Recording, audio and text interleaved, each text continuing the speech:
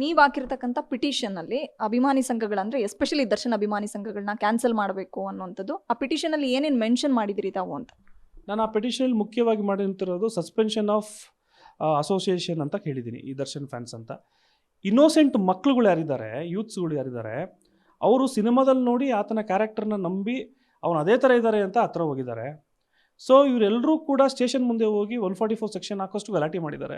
ಇನ್ವೆಸ್ಟಿಗೇಷನ್ಗೆ ತೊಂದರೆ ಆಗ್ತಾ ಇದ್ದಾವೆ.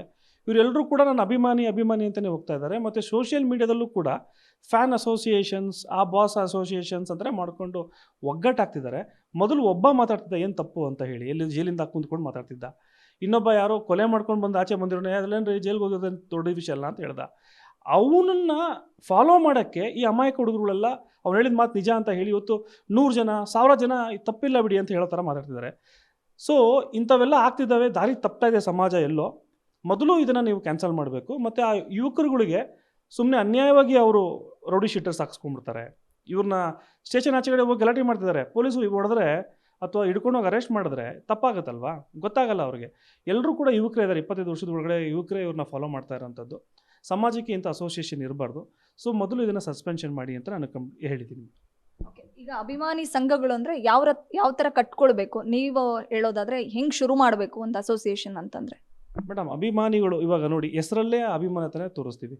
ಇವಾಗ ನೀವು ಯಾವುದೋ ಒಬ್ಬ ಅಬ್ದುಲ್ ಕಲಾಂ ಅಂತ ಒಬ್ಬನ ಫಾಲೋ ಮಾಡ್ತಿರ್ತೀವಿ, ಅಥವಾ ಸ್ವಾಮಿ ವಿವೇಕಾನಂದನ ಫಾಲೋ ಮಾಡ್ತಿದ್ರೆ, ನಾವೆಲ್ಲರೂ ಒಂದು ಕಡೆ ಸೇರೋಕ್ಕೋಸ್ಕರ ಆ ಒಂದು ಸಂಘವನ್ನು ಮಾಡ್ಕೊತೀವಿ. ಅಂದರೆ ಸಂಘ ಅಂದರೆ ನೀವೆಲ್ಲ ಸೇರಿದಾಗ ಆ ಮೆಂಟಾಲಿಟಿ ಒಂದೇ ಆಗುತ್ತೆ ಅಂತ, ಆ ತತ್ವ ಸಿದ್ಧಾಂತಗಳನ್ನ ಅಳವಡಿಸ್ಕೊತೀವಿ.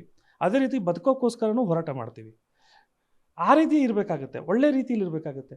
ಇಲ್ಲಿ ಏನು ಹೇಳ್ಕೊಡ್ತಿದ್ದಾರೆ, ಕೊಲೆ ಮಾಡಿದ್ರು ಪರವಾಗಿಲ್ಲ, ನಮ್ಮ ಬಾಸು ಬರಲಿ ಬಿಡಿ, ಜೈಲಿಂದ ಎಷ್ಟು ಬೇಗ ಬರ್ತಾರೆ, ನಮ್ಮ ಕೊಲೆ ಮಾಡೇ ಇಲ್ಲ, ಹೆಂಡ್ತಿಗೇನೋ ಅಂದ್ಬಿಟ್ರೆ ಹೊಡಿಬೇಡ್ದ ಕೇಳಬೇಡ್ದ ಅನ್ನೋ ಒಂದು ಪದಗಳನ್ನ ಯೂಸ್ ಮಾಡ್ತಿದ್ದಾರೆ.